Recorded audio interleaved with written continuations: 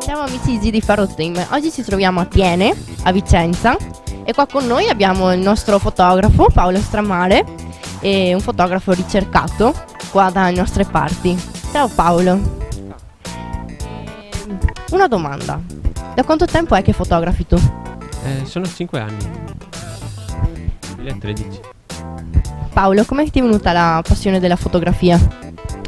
È stato nel 2013 quando ho visto il primo concorso.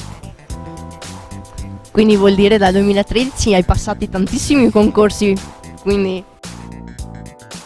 Sì, tantissimi.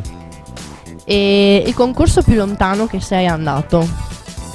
Il concorso più lontano a Gallipoli, finale di Miss Mondo. Come ti sembrano le miss qua in Veneto? Tutte belle. C'è una modella che preferisci in particolare? Questo non posso rivelarlo. E dove abiti?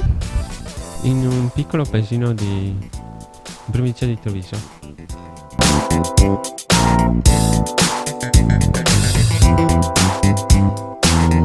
Qui per voi Giada Casellato e Paolo Stramare per GT Ferro Team. Ciao!